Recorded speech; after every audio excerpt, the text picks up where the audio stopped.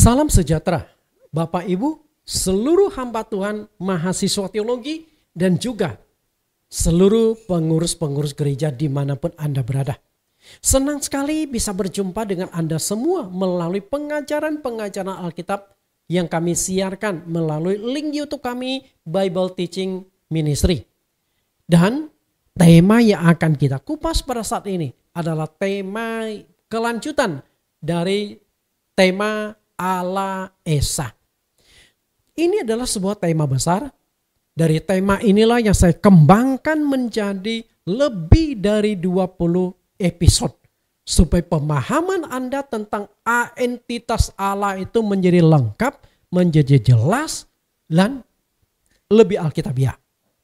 Sebelum kita masuk ke pengajaran kita, terlebih dulu kita akan mendengarkan sebuah pujian penyembahan yang akan dibawakan oleh rekan saya, Bapak Pendeta Jonathan Prawira, dengan judul lagu Awan Kemuliaan. Sebuah lagu yang memberikan inspirasi, yang melukiskan bagaimana Allah itu sesungguhnya di awan-awan itu. Mari kita dengarkan pujian ini.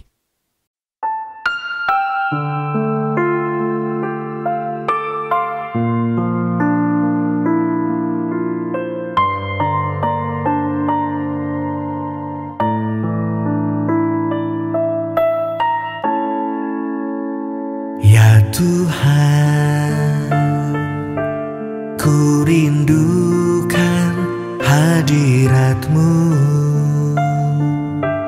memenuhi hatiku. Rohku sujud menyembah-Mu. Ya Tuhan, ku rindukan hadirat-Mu, memenuhi hatiku.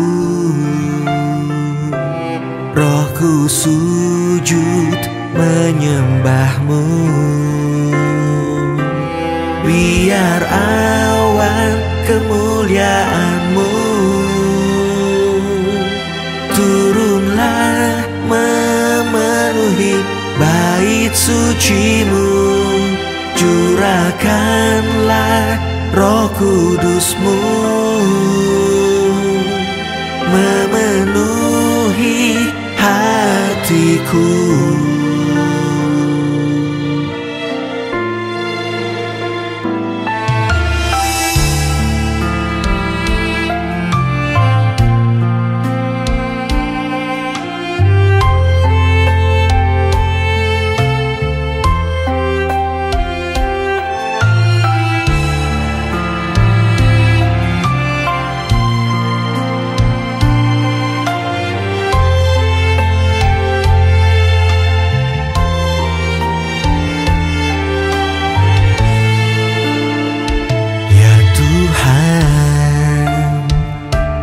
Ku rindukan hadirat-Mu, memenuhi hatiku. Rohku sujud menyembah-Mu. Biar awan kemuliaan-Mu turunlah memenuhi bait suci-Mu. Curahkanlah Roh Kudus-Mu, memenuhi hatiku. Biar awan kemuliaan-Mu turunlah memenuhi bait suci-Mu. Curahkanlah Roh Kudus-Mu, memenuhi hatiku, memenuhi hatiku.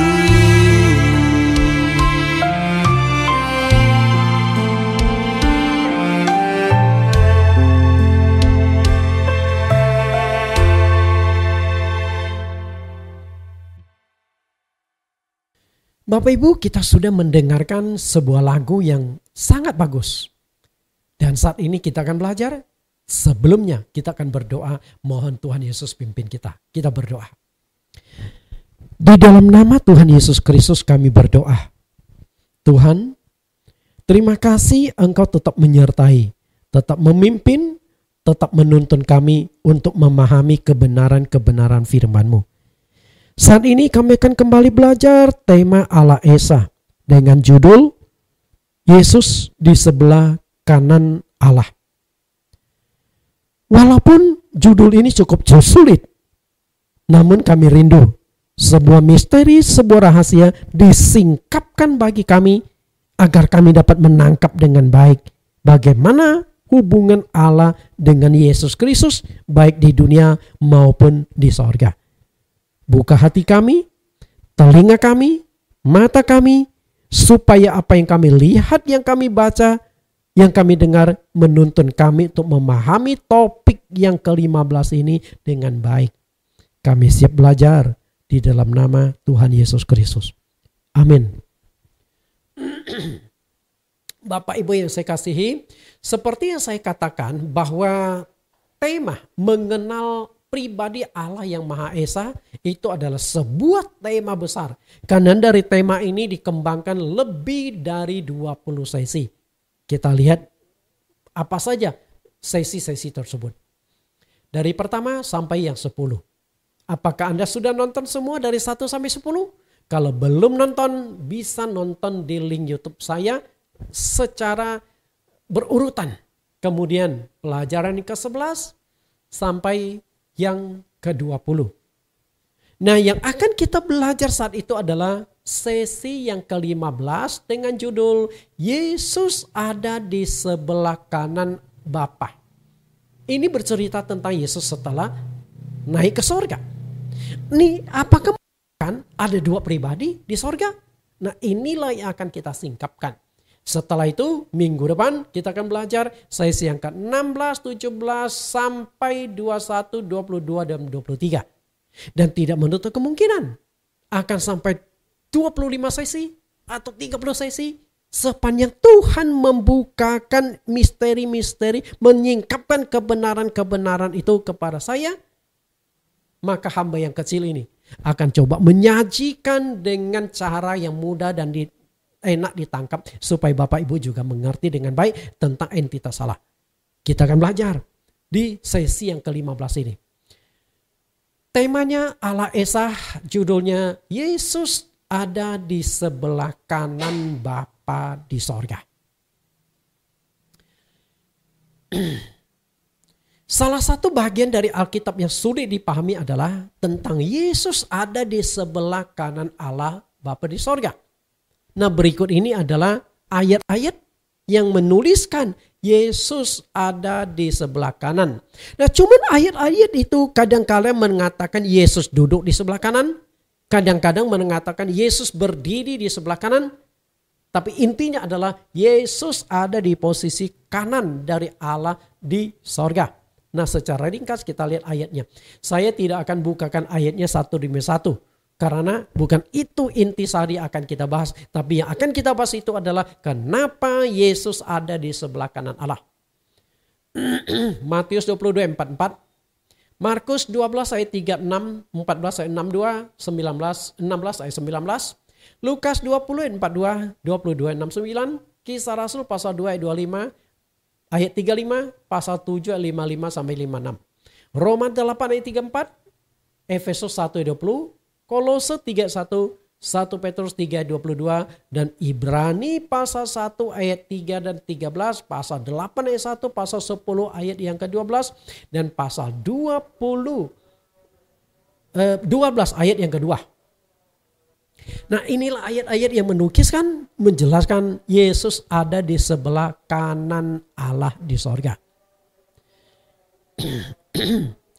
Karena Yesus ada di sebelah kanan Allah Bapa, itu sulit untuk dipahami, maka perlu dilakukan penggalian, penyelidikan secara mendalam antara fakta dan makna. Itu harus kita gali dulu supaya kita bisa pahami. Faktanya apakah benar demikian dan maknanya kalau tidak demikian seperti apa? Kita coba lihat fakta dan makna. Yesus duduk atau berdiri di sebelah kanan Allah Bapa. Apakah faktanya memang seperti itu? Ataukah maknanya yang ingin disampaikan kepada kita? Fakta. Apakah Yesus benar-benar ada di sebelah kanan Allah Bapa di sorga? Betul faktanya seperti itu atau bukan? Jika faktanya tidak seperti itu, berarti kita beralih ke maknanya. Mengapa dituliskan bahwa Yesus ada di sebelah kanan Allah Bapa? Saya lebih condong ke maknanya. Kenapa demikian? Karena ketika kita bicara tentang fakta bahwa Yesus benar ada di sebelah kanan Allah Bapa di sorga, kita akan mengalami kondisi-kondisi atau masalah yang sulit. Sulitnya di mana? Fakta adalah menemukan jawaban tentang fakta. Apakah Yesus benar-benar berada di sebelah kanan Bapa di sorga? Itu sangat-sangat penting. Karena apa? Jika faktanya tidak benar demikian, Yesus tidak duduk atau tidak berdiri di sebelah kanan Allah Bapa, walaupun ada ayatnya, berarti yang perlu kita gali itu adalah maknanya. Oke? Jika faktanya Yesus tidak berdiri di sebelah kanan Allah, berarti maknanya yang harus kita pelajari. Itu harus bedakan dua itu dulu. Fakta dan makna. Kalau itu belum selesai, kita tidak akan temukan jawaban. Kenapa Yesus ada di sebelah kanan Allah. Untuk mengetahui jawaban apakah Yesus benar-benar berada di sebelah kanan Allah Bapa di sorga. Atau itu hanya makna kiasan. Ada 5 tahapan analisa kebenaran ini. 5 tahapan. Setahap demi setahap kita uraikan. Baru sampai pada kesimpulan baru kita bisa menemukan jawabannya yang jelas. Kita coba masuk ke tahapan-tahapan tersebut. Tahapan itu apa saja? Yang pertama. Tahap 1, apakah di perjanjian lama Allah itu ada 3 pribadi? Yang kedua, tahap kedua, apakah Yesus dan Bapa itu 2 pribadi? Analisa tahap yang ketiga, jika Yesus dan Bapa ada 2 pribadi, apakah terpisah atau satu kesatuan? Tahap yang keempat, apa makna kata di sebelah kanan Bapa? Dan tahapan yang terakhir, kapan Yesus akan duduk di tengah-tengah tata? Bukan di sebelah kanan lagi. Jadi secara sistematis, terstruktur, kita belajar menganalisa tahapan demi tahapan supaya semakin dalam. Ibaratnya itu menggali sumur. Ketika Anda menggali sumur di atas tanah 10 cm, Anda belum temukan apapun. Boro-boro air, tanahnya masih keras, nggak masalah. Gali lagi tahap-tahap tersebut. Ketika gali 1 meter, tanah itu sudah mulai lembek. Tapi belum tentu Anda sudah temukan air. Jangan putus asa. Gali lagi 5 meter. Air sudah Anda temukan. Tapi airnya masih keruh. Gali lagi 10 meter. Anda akan temukan air yang jernih. Temukan sumber air. Itulah penggalian Alkitab. Setahap semakin dalam. Anda akan temukan kebenaran itu. Kita analisa tahap yang pertama. Apakah di perjanjian lama Allah itu ada 3 pribadi? Itu sangat penting. Supaya kita bisa melihat apakah benar Yesus duduk di sebelah kanan Allah. Satu hal yang perlu Anda ketahui adalah bahwa firman Tuhan itu mestinya konsisten. Tidak berubah. Tidak mungkin perjanjian lama mengatakan begitu. Lalu perjanjian baru berubah tidak karuan. Matius 24 ayat 35, langit dan bumi akan berlalu, tetapi perkataanku tidak akan berlalu. Artinya apa? Sejarah dunia berubah. Kebudayaan berubah. Segala sesuatu berubah. Teknologi berubah. Berubah begitu cepat. Tetapi firman Tuhan tidak akan berubah. Bahkan langit dan bumi akan hancur. Firman Tuhan tetap kekal. Inilah konsistensi dari Alkitab. Kalau Alkitab itu konsisten, berarti perjanjian lama dan perjanjian baru seharusnya sama. Jika di perjanjian lama memperkenalkan Allah itu Esa, satu, seharusnya di dalam perjanjian baru pun tetap memperkenalkan bahwa Allah itu Esa, Allah itu hanya ada satu. Betul nggak? Allah itu satu. Jika di perjanjian baru muncul doktrin Allah itu dui tunggal atau dua pribadi atau tritunggal tiga pribadi, kemungkinan Anda salah menafsirkan Alkitab. Nggak mungkin. Di perjanjian lama diperkenalkan Allah itu Esa, tunggal. Di perjanjian baru dikenalkan Allah itu jamak tritunggal. Nggak mungkin. Kecuali Anda salah menafsirkan Alkitab. Nah kalau salah, ya memang harus diperbaiki. Harus berani ambil keputusan bahwa saya salah, saya harus kembali ke Alkitab. Itu adalah sifat orang yang mau mencari kebenaran. Artinya orang yang rindu pada kebenaran.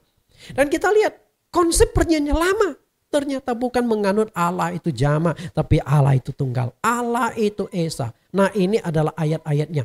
Saya tidak bukakan ayat-ayat ini karena terlalu panjang. Jadi kalau Anda mau baca ayat ini bisa saja Anda buka ayat ini satu demi satu Anda lihat. Tapi intinya di ayat-ayat tersebut di perjanjian lama menegaskan bahwa Allah itu hanya ada satu pribadi, yaitu Allah yang Esa. Bahkan banyak sekali ayat dari perjanjian lama sampai perjanjian baru menekankan Allah itu Esa, Allah itu Esa, dan Allah itu Esa. Sedangkan di perjanjian lama sampai perjanjian baru tidak ada satu ayat pun mengatakan Allah itu tiga atau tritunggal. Nggak ada. Bahkan istilah tritunggal saja tidak ada di Alkitab. Istilah itu diserap dari luar. Dari filsafat-filsafat. Dari agama-agama pagan. Saya sudah beberapa kali memunculkan layar seperti ini. Allah. Konsep perjanjian lama menganut Allah itu Esa. Ulangan 6 ayat 4. Dengarlah hai orang Israel, Tuhan itu Allah kita, Tuhan itu Esa. Ini perjanjian lama. Lalu bagaimana dengan perjanjian baru? Apakah di perjanjian baru mengalami pergeseran menjadi Allah Tritunggal? Kita lihat perkataan Yesus. Yesus adalah bagian yang dipercaya sebagai salah satu dari tiga oknum Tritunggal itu. Apakah Yesus juga mengajarkan ada tiga pribadi? Markus 12 ayat 29. Jawab Yesus, hukum yang terutama ialah, dengarlah hai orang Israel, Tuhan itu Allah kita dan Tuhan itu Esa. Ternyata Yesus juga tetap mengajarkan bahwa Allah itu Esa, Allah itu hanya ada satu pribadi. Dan apa yang diajarkan Tuhan Yesus? Sebenarnya dia mengutip kembali apa yang tertulis di dalam Taurat Musa. Berarti Yesus pun setuju bahwa konsep perjanjian lama Allah itu Esa harus tetap dipertahankan di zaman perjanjian baru. Bahwa Allah itu hanya satu pribadi. Allah itu Esa. Bukan dua pribadi, bukan tiga pribadi. Karena itulah Tuhan Yesus sudah tegaskan. Maka jangan takut mengambil sebuah keputusan bahwa Allah itu Esa. Itulah wujud konsistensi kebenaran Alkitab. Kalau Anda mengatakan Allah itu tiga pribadi, berarti Alkitab tuh gak konsisten. Berubah dari perjanjian lama ke perjanjian baru. Roma pasal yang ke-16 ayat 27. Bagi dia satu-satunya Allah yang penuh hikmat oleh Yesus Kristus segala kemuliaan sampai selama-lamanya. Kita akan lihat di perjanjian baru. Apakah Allah itu berubah menjadi dua pribadi atau tiga pribadi berdasarkan ayat-ayat ini.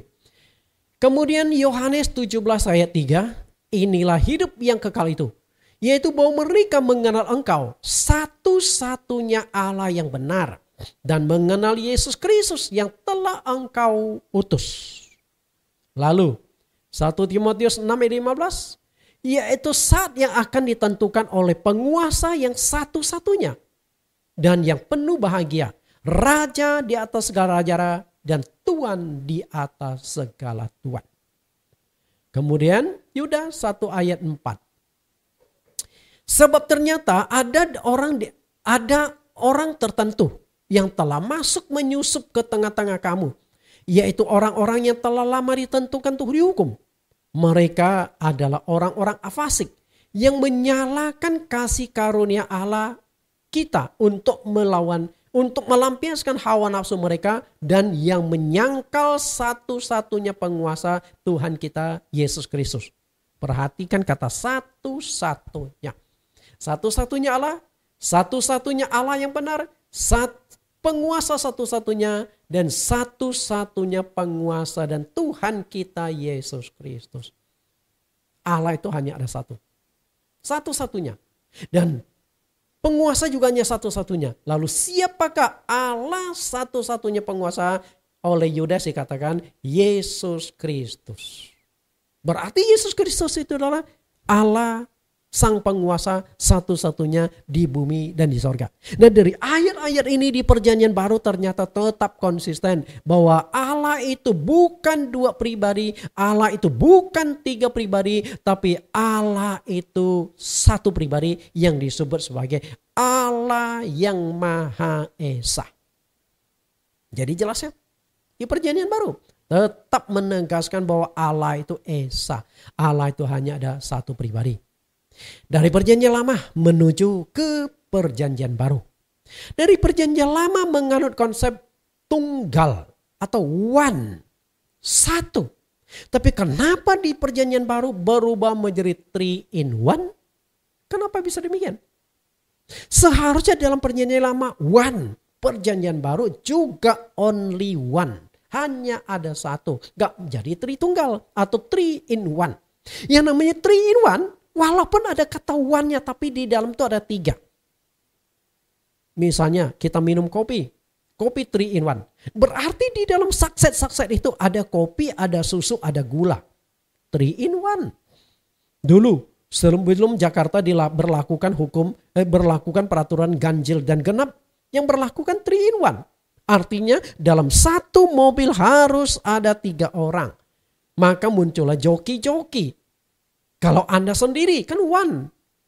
Anda hanya berdua 2 in 1. Anda 3 orang, Anda memenuhi persyaratan 3 in 1. Maka Anda boleh masuk ke Sudirman. Kan begitu, ada 3 pribadi. Lalu apakah Allah itu ada 3 pribadi? Bapa, Anak, Roh Kudus 3 pribadi? Nah itu yang jadi masalah. Menurut saya tidak demikian. Mengapa di perjanjian lama memperkenalkan Allah itu tunggal, Allah itu Esa? Bisa mengalami pergeseran di perjanjian baru menjadi Allah Tritunggal atau Allah itu tiga pribadi. Kayaknya ada permasalahan tentang pengenalan terhadap entitas Allah. Mungkin Anda salah tafsir, Anda salah mengenal, Anda terpengaruh pada filsafat-filsafat yang lain, atau Anda terjebak di dalam penyesatan iblis. Memang iblis berusaha menyesatkan kita dengan berbagai macam cara, termasuk pengenalan kita kepada Allah. Iblis pun berusaha mengacaukan sampai Anda tidak mengenal Allah.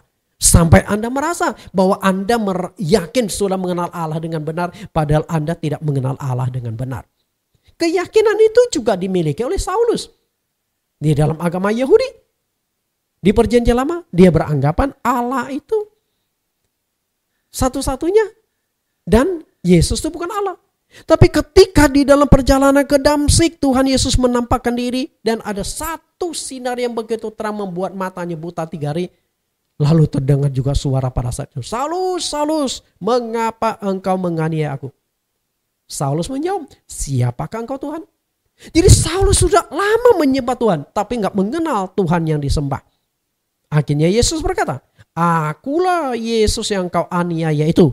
Mulai saat itu dia pelan tapi pasti mengenal sampai dia simpulkan Yesus adalah Allah yang menjadi manusia. Di dalam 1 Timotius pasal 3 ayat 16. Jadi banyak orang aktif menyembah Allah tapi nggak mengenal Allah dengan baik karena salah memahami Allah. Penyebab itu adalah kesalahan dalam penafsiran Alkitab sehingga memunculkan entitas Allah lebih dari satu. Oke, jadi kita sudah temukan jawabannya di tahap pertama. Bahwa perjanjian lama sampai perjanjian baru tetap konsisten Allah itu Esa. Allah itu hanya satu. Lalu tahap yang kedua. Apakah apakah Yesus dan Bapa itu adalah 2 pribadi? Kita lihat analisa tahap yang kedua ini. Tadi sudah diungkapkan bahwa di perjanjian lama Allah itu satu yang disebut dengan istilah Allah itu Esa. jika di perjanjian baru mau dipaksakan bahwa Allah itu ada 3 pribadi yang disebut dengan istilah Tritunggal atau Trinitas, maka kita akan menghadapi konsekuensi. Di mana konsekuensi daripada penganut Tritunggal? Berarti Yesus itu bukan Allah. You know? Kalau Allah itu ada lebih dari 1 pribadi, berarti Yesus bukan Allah. Bisa nangkap Bapak Ibu? Kalau Yesus itu bukan Allah, lalu siapa dia? Kan masalah gitu.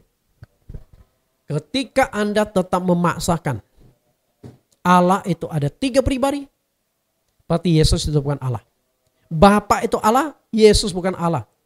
Roh Kudus juga bukan Allah. Dan faktanya memang penganut Tritunggal itu tidak percaya Yesus itu adalah Allah. Roh Kudus itu adalah Allah. Nah, itu yang jadi masalah. Karena jika mereka percaya Yesus adalah Allah, Bapa adalah Allah, Roh Kudus itu adalah Allah, berarti kan sama, Allah yang sama. Tapi karena dikatakan tidak sama, maka tanpa disadari sesungguhnya mereka tidak menerima keilahian Yesus Kristus. Yesus berada di sebelah kanan Allah Bapa di sorga. Apakah gambarnya seperti ini? Coba renungkan. Yesus di sebelah kanan Allah, apakah gambarnya seperti ini? Yesus adalah Allah, oke? Kemudian Bapa adalah Allah, berarti kan ada 2 Allah. Menangkap nggak?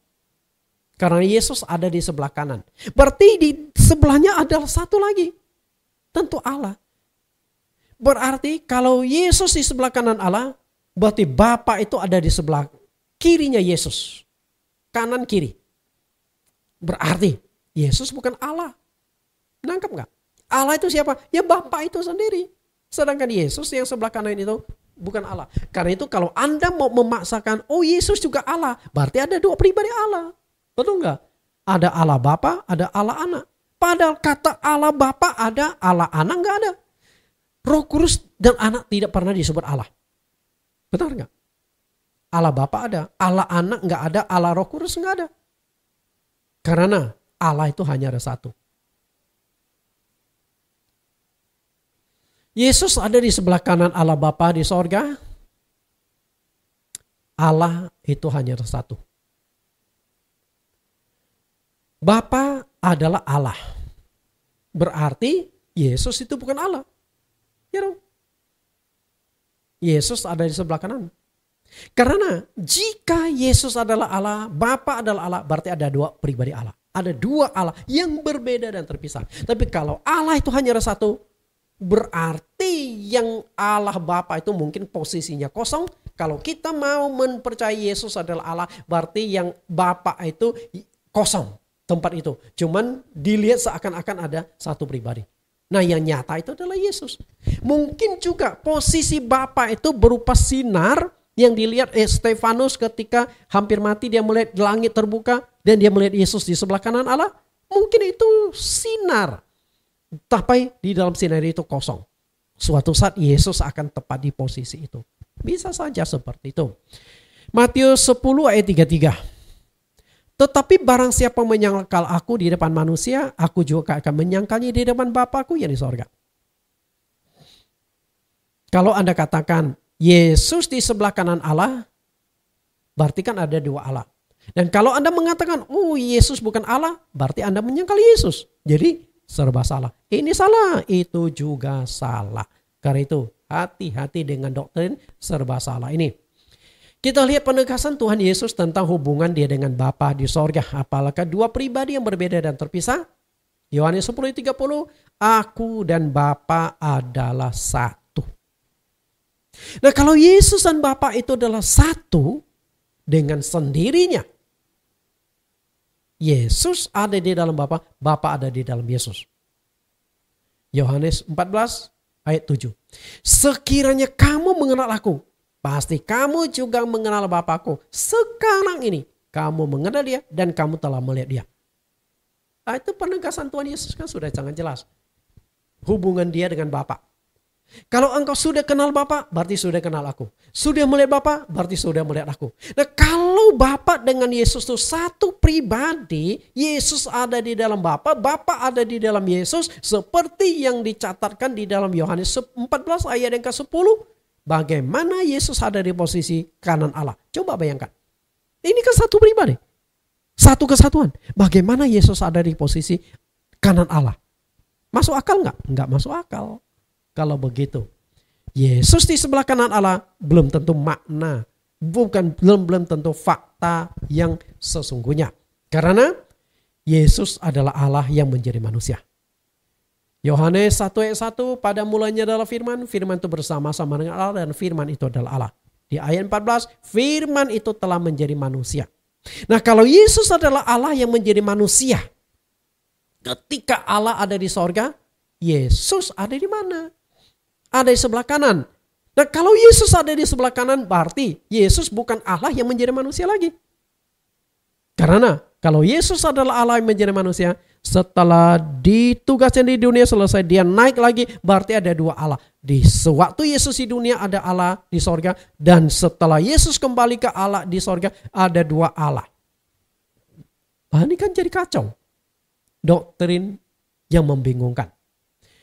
Setelah itu, kita masuk ke analisa tahapan yang ketiga.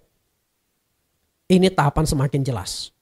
Jika Yesus dan Bapa itu adalah dua pribadi, apakah keduanya terpisah atau berada di dalam satu kesatuan? Mana yang benar? Apakah Yesus dan Allah Bapa itu dua pribadi yang berbeda dan terpisah? Inilah jawaban Tuhan. Yohanes 14 ayat 10. Tidak percayakah engkau bahwa aku di dalam Bapa, Bapa di dalam aku? Apa yang aku katakan kepadamu tidak aku katakan dari diriku sendiri, tetapi Bapa yang diam di dalam aku, dialah yang melakukan pekerjaannya. Nah, di sini kan sudah sangat jelas Bapak Ibu. Jelasnya di mana? Yesus dengan Bapa adalah satu pribadi.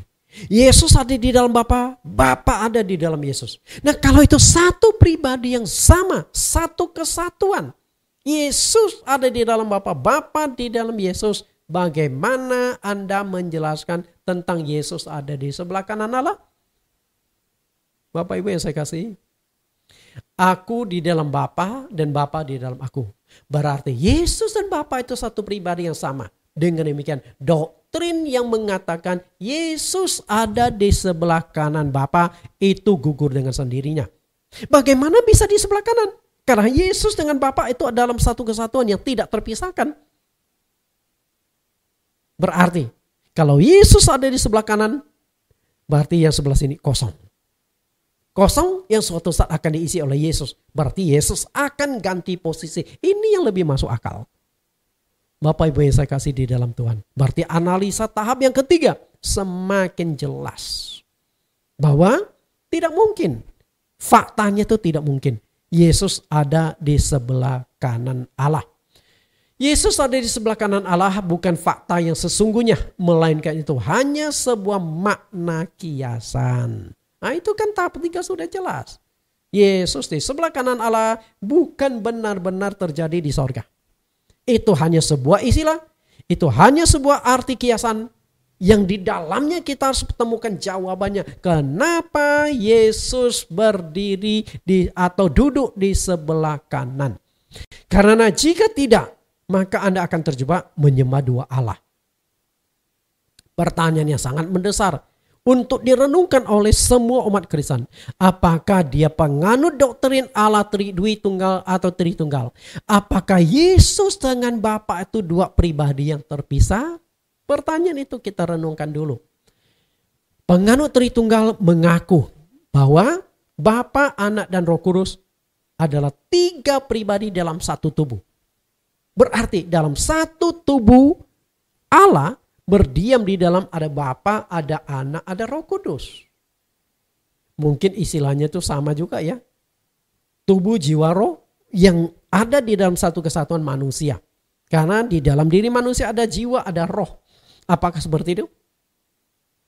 Tapi intinya Walaupun mereka menganut doktrin Tritunggal, tapi mereka tetap percaya 3 pribadi itu tidak terpisah, tapi satu kesatuan. Bapa, Anak, dan Roh Kudus dalam satu pribadi yang sama. Nah, kalau dalam satu pribadi yang sama, berarti Yesus di sebelah kanan Allah Bapa itu bukan fakta sesungguhnya. Artinya Yesus tidak benar-benar ada di sebelah kanan Allah Bapa di sorga. Itu hanya penjelasan, itu hanya makna terselubung, makna kiasan yang harus kita cari jawabannya kenapa Yesus ada di sebelah kanan Allah. Itu dia. Tuhan Yesus sering memperkenalkan Allah Bapa itu dengan makna kiasan. Dengan makna kiasan. Berarti bukan makna sesungguhnya. Oke? Demikian pula termasuk ketika Alkitab mengatakan, baik diucapkan Yesus sendiri ataupun penulis-penulis kitab suci mengatakan Yesus di sebelah kanan Allah bukan makna yang sesungguhnya juga. Tapi itu adalah makna simbolis, makna kiasan. Dan untuk makna kiasan tersebut, Bapa adalah kiasan dari Yesus Kristus. Berarti Bapa itu bukan yang sesungguhnya. Hanya disimbolkan ada 2 pribadi, ada Bapa dan ada Anak. Padahal tidak demikian. Kita lihat perkataan Tuhan Yesus. Yohanes 16 ayat 25-26. Semua ini kukatakan kepadamu dengan kiasan. Akan tiba waktunya aku tidak lagi berkata-kata kepadamu dengan kiasan. Tetapi dengan terus terang memberitakan Bapa itu kepada kamu. Perhatikan kata ini, kiasan. Dan kiasan. Yesus berkata, selama ini aku tidak berkata-kata kepada kamu tentang Bapa. Tetapi dengan kiasan. Berarti 3 tahunan Yesus memperkenalkan Bapa itu dengan makna kiasan. Bapa mengutus aku. Bapa lebih besar dari aku. Aku datang dari Bapa. Dan lain sebagainya. Itu makna-makna kiasan semua. Nah, seharusnya ketika kita membaca ayat Alkitab, Yesus di sebelah kanan Allah, belum tentu makna sesungguhnya juga. Fakta sesungguhnya juga. Tetapi ada makna kiasan di balik itu. Kenapa kalimat itu dimunculkan? Itu yang harus kita pelajari. Ayat 26, pada hari itu kamu akan berdoa dalam namaku dan tidak kukatakan kepadamu bahwa aku meminta bagimu kepada Bapa. Artinya ada waktunya murid-murid akan mengenal Bapa. Karena Yesus akan terus terang memberitakan Bapa itu kepada mereka. Dan pada saat itulah murid-murid akan berdoa langsung kepada Yesus, bukan kepada Bapa lagi. Karena dia sudah adalah Bapa itu sendiri. Yesus adalah Bapa, Yesus yang akan menjawabnya. Akan tiba waktunya.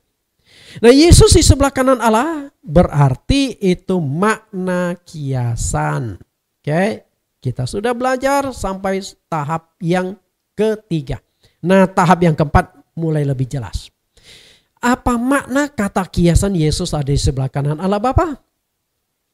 Maknanya itu apa sih? Kenapa disampaikan bahwa Yesus itu ada di sebelah kanan Allah? Pasti ada sesuatu yang ingin disampaikan kepada kita yang akan kita pelajari di sesi yang di bagian yang keempat ini. Kita lihat dulu Mazmur 110 ayat 1. Karena makna atau kata Allah Yesus ada di sebelah kanan Allah itu sesungguhnya diambil dari ayat ini. Mazmur 110 ayat 1. Yesus berada di sebelah kanan Allah Bapa di sorga sebenarnya adalah makna simbolis yang mengandung nubuatan tentang Yesus Kristus yang akan menaklukkan iblis di bawah kakinya. Jadi itu ada makna simbolisnya. Ada lambangnya. Yesus berada di sebelah kanan Allah Bapa di sorga. Kita lihat di kitab Mazmur dulu. Karena perjanjian baru adalah penjelasan dari Mazmur ini. Mazmur 110 ayat 1. Mazmur Daud. Demikianlah firman Tuhan kepada Tuanku. Duduklah di sebelah kananku sampai ku buat musuh-musuhmu menjadi tumpuan kakimu. Perhatikan, sebelah kananku. Lalu kita cocokkan dengan Lukas pasal 20 ayat 42-43. Sebab Daud sendiri berkata dalam kitab Mazmur, Tuhan telah berfirman kepada Tuanku, duduklah di sebelah kananku sampai ku buat musuh-musuhmu menjadi tumpuan kakimu. Berarti Yesus ada di sebelah kanan Allah itu adalah kutipan dari Mazmur 110 ayat 1. Banyak kutipan-kutipan itu. Berarti selama ini Yesus ada di sebelah kanan Allah itu hanya makna simbolis. Bukan fakta sesungguhnya. Berarti bukan berarti Yesus benar-benar ada di sebelah kanan Allah Bapa. Tapi itu hanya kutipan kembali ayat nubuat di dalam kitab Raja Daud, yaitu kitab Mazmur. Tentu ada sesuatu yang akan disampaikan melalui kutipan-kutipan tersebut. Yesus di sebelah kanan Allah di sorga. Berarti ini hanya penggenapan dari nubuat. Lihat lebih tajam Mazmur 110 ayat 1. Kepada Tuanku. Tuanku itu menunjuk pada Yesus. Artinya Yesus yang akan duduk di sebelah kanan. Kemudian di sebelah kananku. Sebelah kananku Yesus ada di sebelah kanan Allah Bapa di sorga. Berarti setelah tugas-tugas Yesus di dunia selesai, dia bangkit dari kematian. Saat itu kemudian dia naik ke sorga. Jadi sampai di sorga, dia tidak langsung duduk di tahta itu. Tapi di sebelah kanan Allah. Kenapa harus di sebelah kanan Allah? Karena tugas Yesus belum selesai. Kemudian musuh-musuhmu. Musuh ini menunjuk pada iblis yang berusaha membunuh Tuhan Yesus. Musuh-musuh. Bisa saja manusia yang dipakai oleh iblis untuk membunuh Yesus. Kemudian menjadi tumpuan kakimu. Tumpuan kaki itu menunjukkan Yesus akan menang dan Yesus akan menaklukkan kuasa dari si iblis. Sehingga si iblis itu dikeinjak pakai kaki Yesus. Berarti Yesus ada di sebelah kanan Allah. Kemudian di bawah Yesus itu iblis ada di bawah kuasa Yesus. Di tumpuan kaki Yesus. Musuh-musuh Yesus itu. Duduk di sebelah kanan. Ayat ini adalah nubuat tentang Yesus Kristus yang menjadi pengantara antara manusia dengan Allah. Untuk menaklukkan iblis yang berkuasa atas dosa. Berarti Yesus ada di sebelah kanan Allah Bapa. Itu adalah sebuah makna kiasan yang menunjukkan Yesus adalah pengantara. Karena musuh terbesar dari semua manusia itu adalah si iblis. Dan Yesus datang untuk menyerang, untuk memusnahkan si iblis. Untuk menaklukkan iblis. Supaya iblis tidak lagi berkuasa atas diri manusia. Yesus datang melepaskan manusia dari kuasa iblis dan menjadi milik Yesus. Berarti kan terjadi peperangan. Dan memang dari awal. Ketika Yesus mulai tampil di usia 33 tahun. Iblis sudah mulai berhadapan dengan Yesus. Dimulai dari pencobaan di padang gurun. Yesus harus menang. Dan Yesus harus menang menaklukkan kuasa iblis.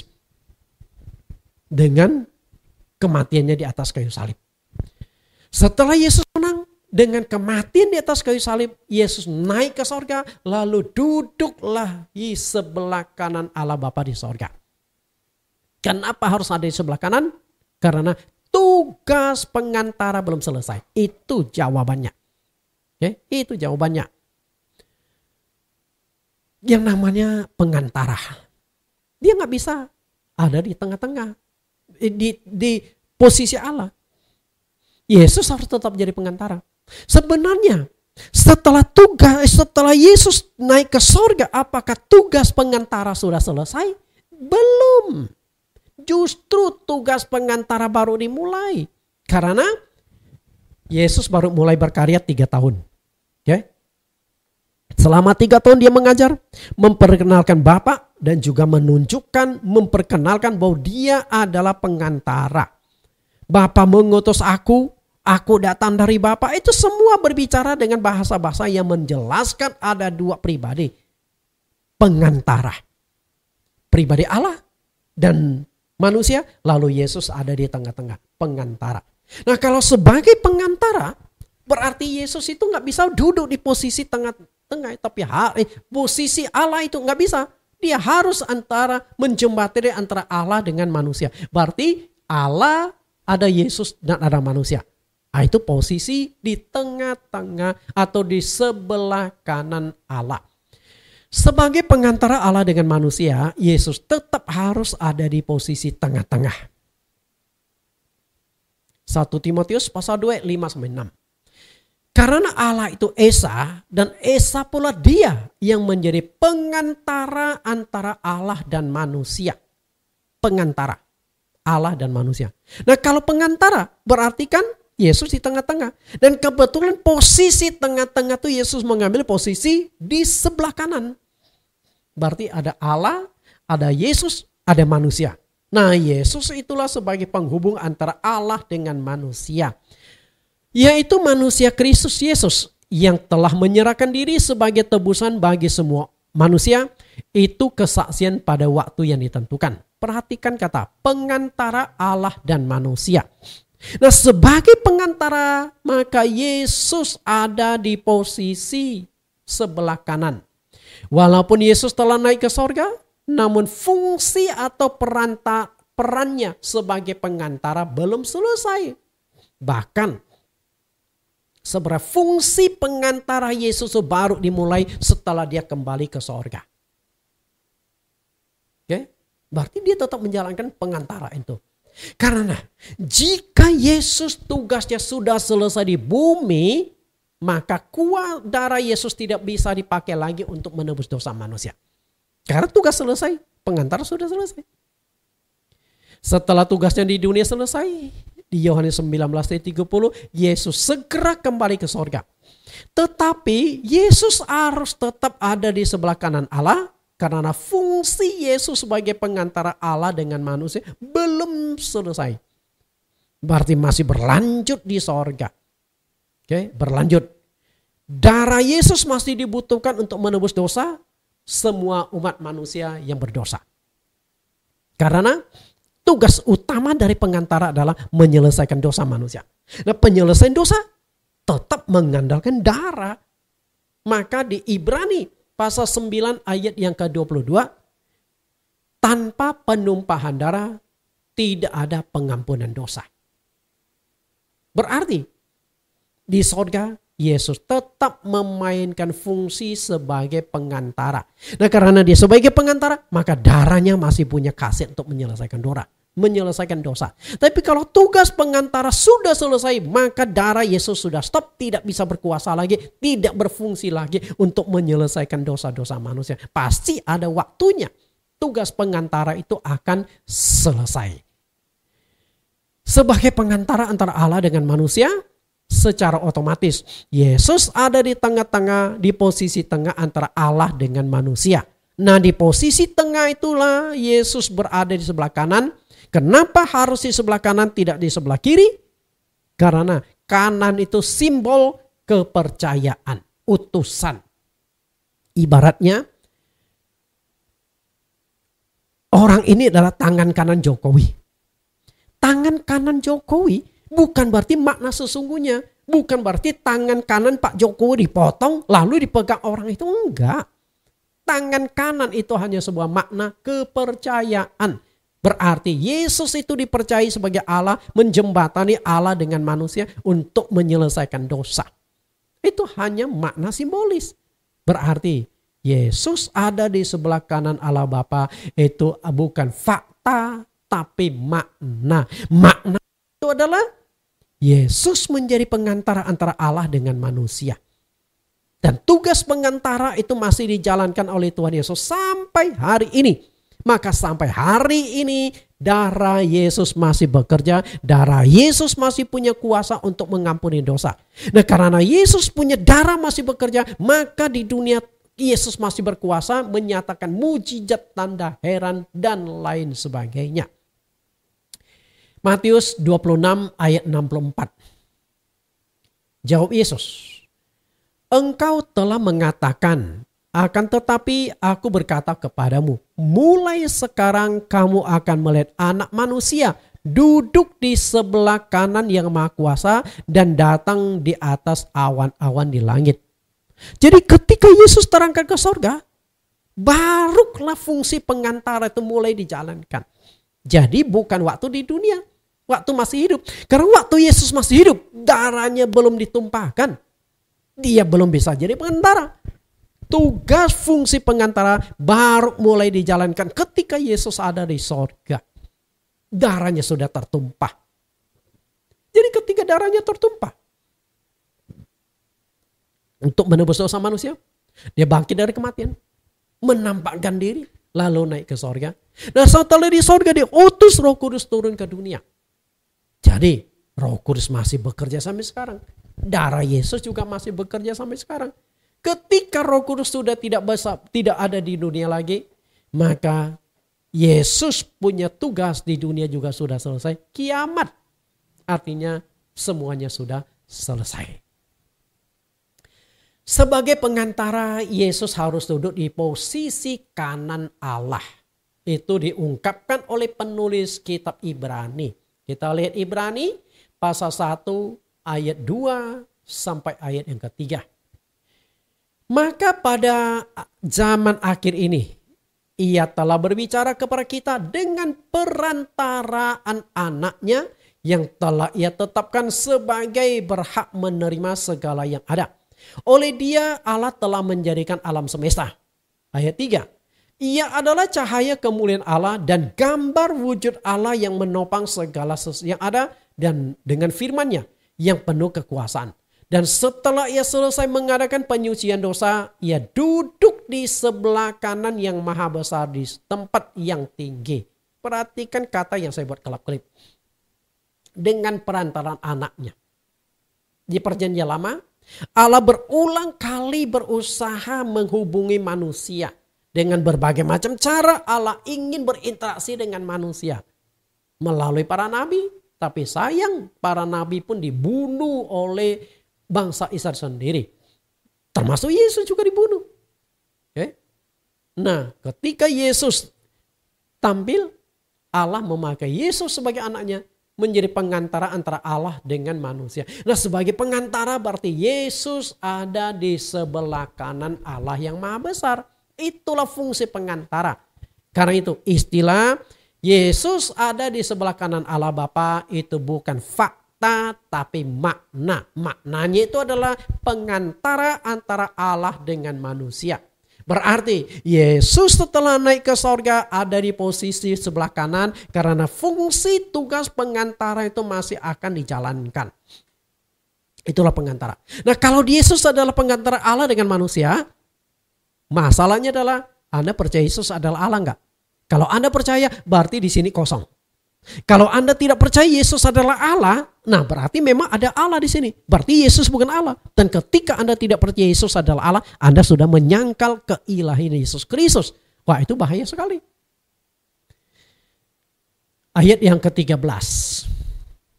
Dan kepada siapakah di antara malaikat Ia pernah berkata, duduklah di sebelah kananku sampai ku buat musuh-musuhmu menjadi tumpuan kakimu. Jadi Yesus sebagai pengantara ada di sebelah kanan Allah. Sebenarnya adalah penggenapan dari Mazmur Daud. Yesus duduk di sebelah kanan Allah Bapa. Jadi jelas ya? Sebelah kanan.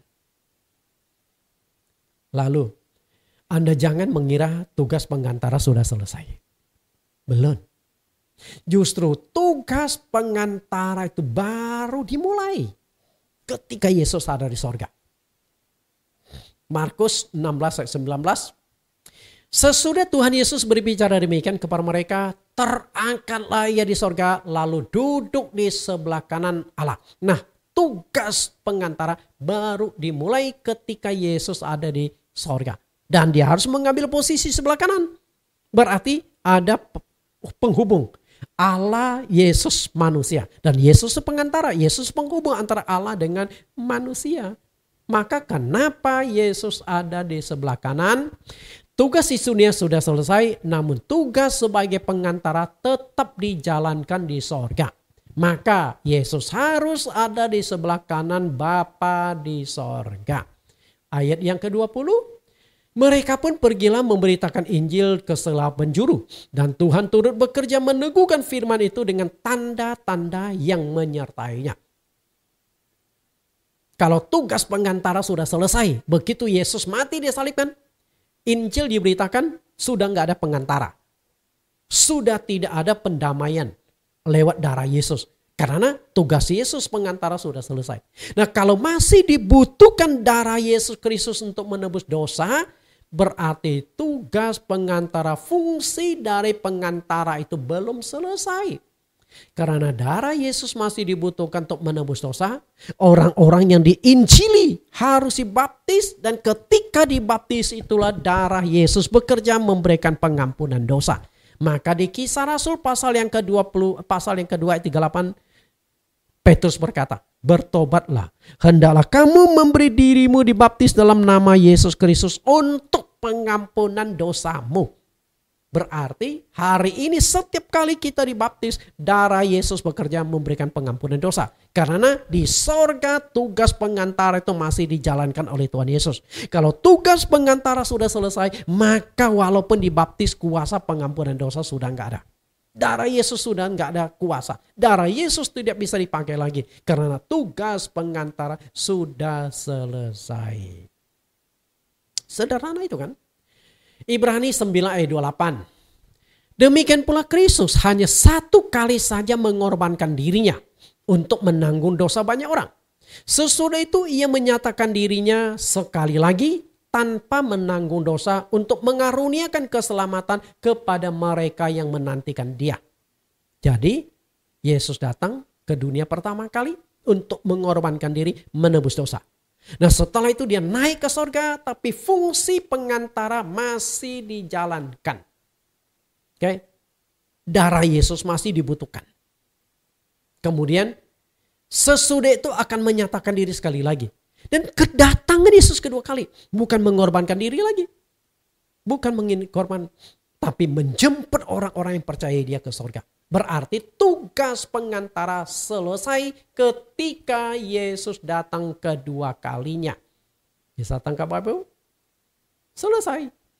Tugas pengantara itu baru dinyatakan selesai ketika Yesus datang kedua kalinya melakukan penghakiman. Nah, pada waktu penghakiman itulah Yesus tidak ada lagi di sebelah kanan Allah, tapi ganti posisi.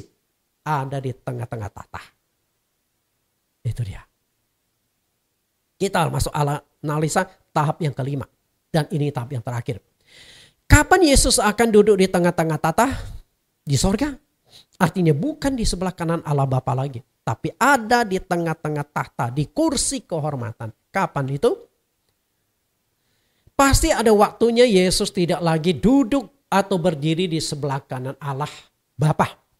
Waktu itu adalah tugas pengantara sudah selesai. Nah, yang perlu kita selidiki adalah kapan waktunya. Kapan waktunya. Kita analisa di tahap yang kelima ini. Supaya kita finalkan kenapa Yesus ada di sebelah kanan Allah Bapa. Suatu saat dunia yang kita huni saat ini akan dihancurkan. Itulah yang disebut dengan istilah kiamat. Oke, kiamat. Kemusnahan, kehancuran. 2 Petrus 3 ayat 10. 2 Petrus pasal 3 ayat 10.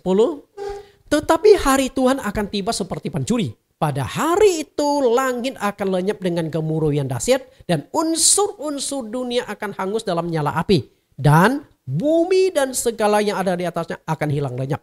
Artinya suatu hari bumi yang kita huni ini akan musnah, akan hilang lenyap. Itulah yang disebut dengan kiamat. Nah, setelah dunia kiamat, baru penghakiman itu dilangsungkan. Oke? Perhatikan kata, hari itu langit akan lenyap dengan gemuruh yang dahsyat. Lalu kata di sini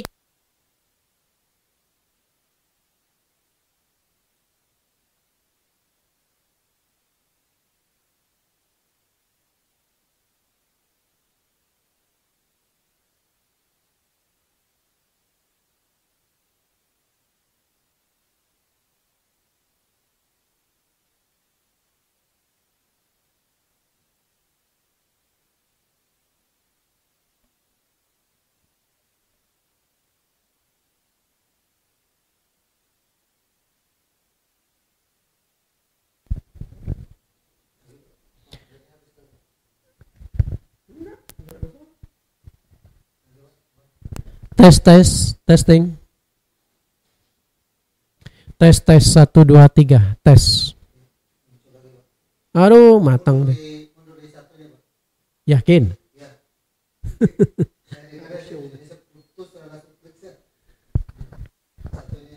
Oke, saya mundurin dikit.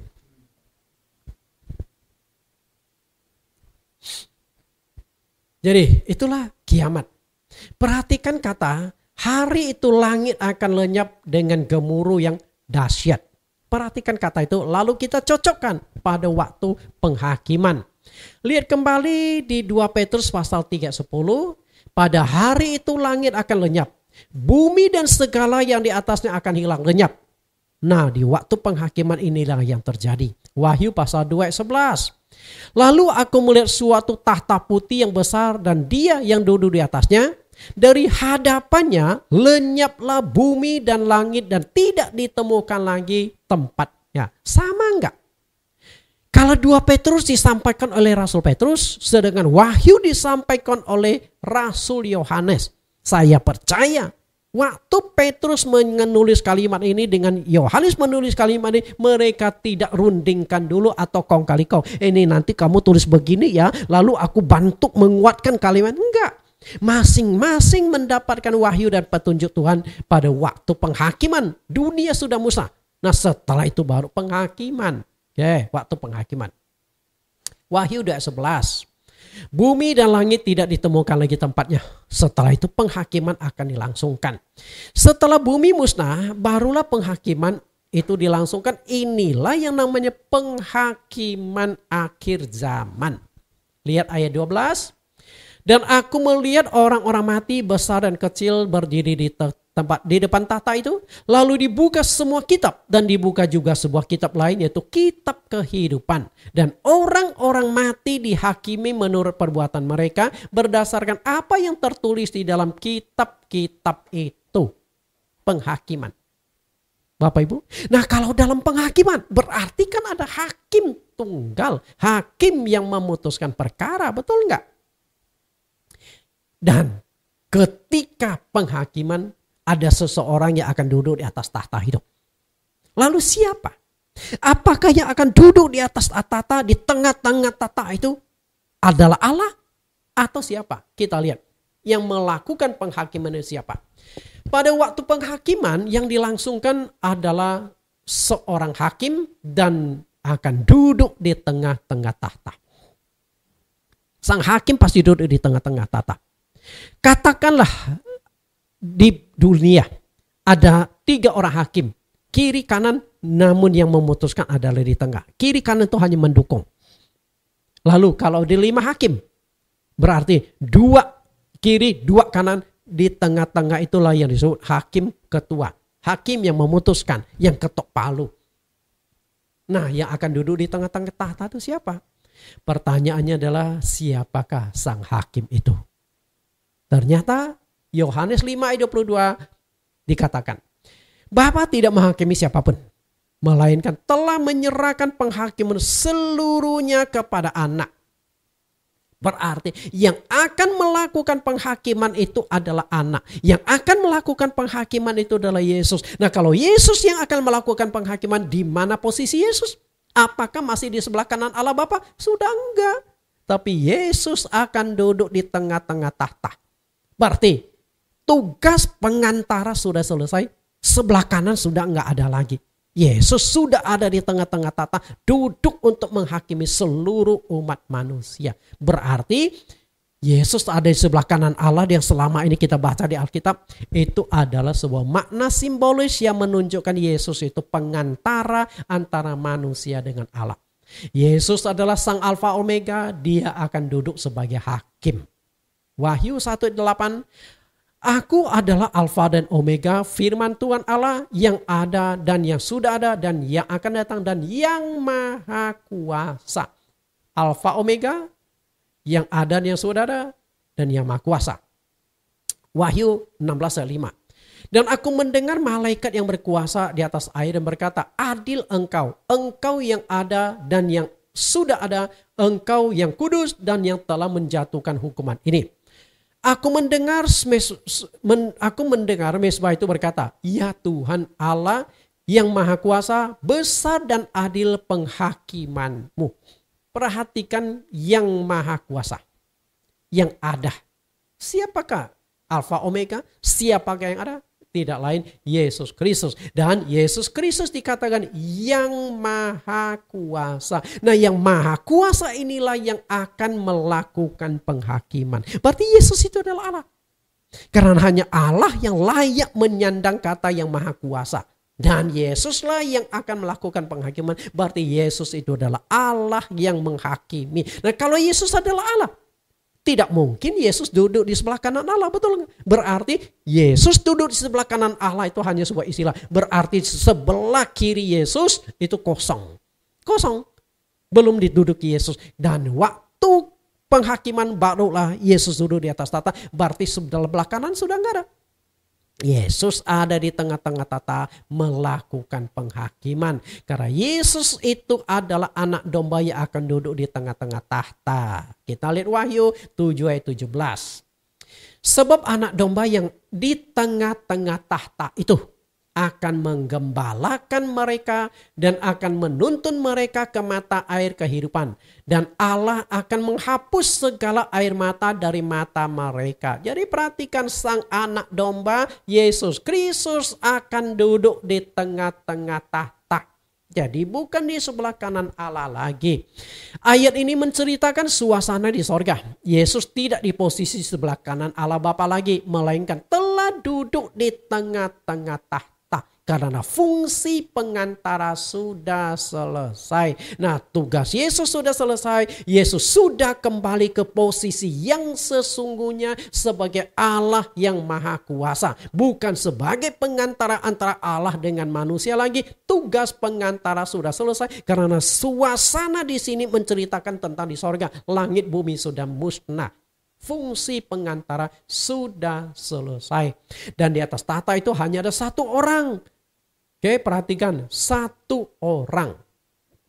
Wahyu pasal yang keempat ayat 2. Segera aku dikuasai oleh Roh dan lihatlah, sebuah tahta terdiri di sorga dan di atas tahta duduk seorang. Nggak ada dua, nggak ada tiga. Berarti Allah itu hanya ada satu. Di sorga itu nggak ada Allah Tritunggal. Di sorga itu hanya Allah tunggal. Jadi Allah itu hanya ada satu. Kalau Allah itu ada tiga, seharusnya yang duduk di atas tahta itu tiga, bukan seorang. Tapi tiga orang, Bapa, Anak, Roh Kudus. Tapi karena Bapa, Anak, Roh Kudus itu dimainkan oleh satu orang yang sama, maka yang duduk di tengah-tengah tahta itu adalah seorang. Yesus itu adalah Allah yang maha kuasa. Jadi sudah jelas makna, fakta Yesus duduk di sebelah kanan Allah Bapa itu bukan fakta tapi makna. Dan maknanya sudah saya jelaskan. Yesus adalah pengantara antara Allah dengan manusia. Dan suatu saat setelah dunia dihancurkan penghakiman, Yesus baru akan duduk di tengah-tengah tahta sebagai sang hakim agung dan sebagai Allah yang maha kuasa. Berarti Yesus adalah Allah yang maha kuasa. Tuhan Yesus berkati. Kita berdoa. Di dalam nama Tuhan Yesus Kristus kami berdoa. Tuhan, terima kasih Engkau terus menyertai memimpin kami sehingga kami telah menyelesaikan satu sesi lagi tentang tema Allah Esa. Semoga penjelasan hamba-Mu ini menyingkapkan kebenaran-kebenaran yang terselubung. Kenapa Yesus ada di posisi sebelah kanan Allah? Apakah itu fakta bahwa Yesus benar-benar ada di sebelah kanan Allah, ataukah itu hanya sebuah makna simbolis? Dan kami sudah dijelaskan itu adalah makna bukan fakta. Maknanya Yesus sebagai pengantara dan suatu saat Yesus akan duduk di tengah-tengah tahta, bukan di sebelah kanan Allah lagi. Dan tugas pengantara sudah selesai. Yesus kembali pada posisi yang sesungguhnya sebagai Allah yang Maha Esa, Allah Sang Pencipta dan Allah yang layak dipuji dan disembah oleh seluruh penghuni sorga. Kami rindu suatu hari kami di sorga pun menyembah dan memuliakan Yesus sebagai Allah yang layak kami agungkan. Terima kasih Tuhan, di dalam nama-Mu kami telah berdoa. Amin. Kita akan dengarkan sebuah pujian dengan judul lagu Tata Kemuliaan-Mu. Karena judul lagu ini sudah saya sesuaikan untuk menggambarkan suasana penghakiman, tahta penghakiman. Kita semua akan menuju ke sana. Tuhan Yesus berkati.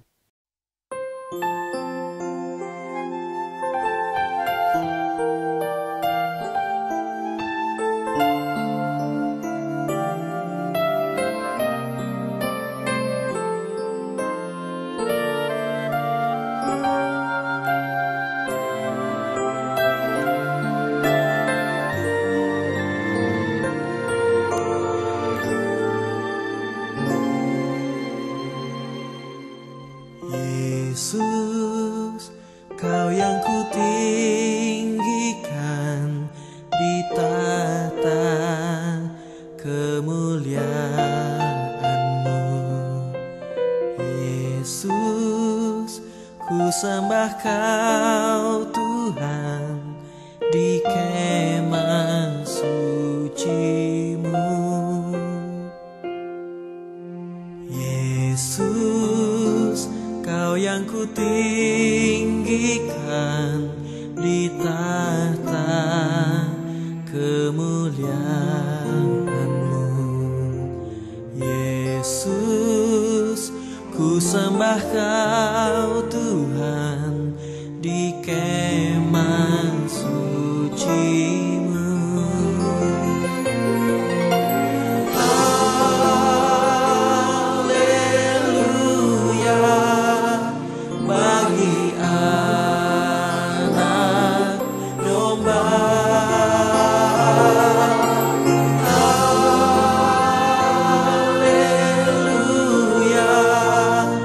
Bagi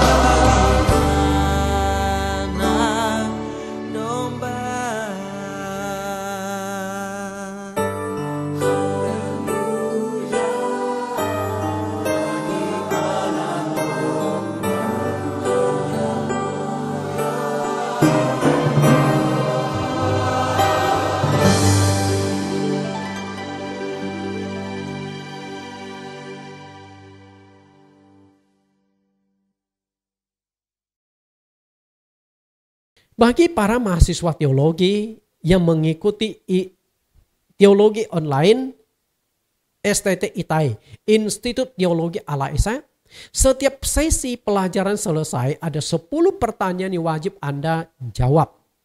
Ketik rapi dan kirimkan kembali. Kita lihat 10 pertanyaan tersebut.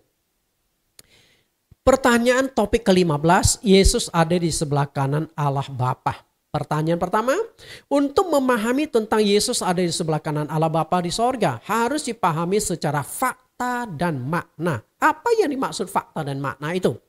Yang kedua, untuk menemukan jawaban apakah Yesus benar-benar ada di sebelah kanan Allah Bapa, ada 5 tahapan analisa. Tuliskan kelima tahapan tersebut. Ketiga, analisa tahapan pertama. Menurut Anda, apakah Allah di perjanjian lama itu ada 3 pribadi atau jamak? Jelaskan menurut pengertian saudara. Yang keempat, apa penyebab perjanjian lama memperkenalkan Allah itu tunggal? Dan di perjanjian baru para teolog memahami Allah itu tritunggal. Yang analisa tahap kedua, menurut saudara apakah Yesus dan Bapa itu adalah 2 pribadi? Jelaskan menurut pengertian dan pemahaman saudara. Analisa tahap yang ketiga, bagaimana saudara menjelaskan bahwa Yesus dan Bapa adalah 1 pribadi yang sama? Lengkapi dengan ayat Alkitabnya. 7. Yesus sering memperkenalkan Bapa dalam arti kiasan. Tuliskan ayatnya secara lengkap dan jelaskan arti kiasan itu. Yang kedelapan, analisa tahap 4. Yesus ada di sebelah kanan Allah Bapa adalah penggenapan nubuat Daud. Mazmur 110 ayat 1, jelaskan makna ayat itu dan tuliskan teks ayatnya. 9. Setelah tugas Yesus di dunia selesai, dia naik ke sorga dan duduk di sebelah kanan Bapa. Mengapa dia harus tetap di sebelah kanan Allah? Enggak langsung duduk di tengah-tengah tata. Yang tahapan kelima, pertanyaan ke-10.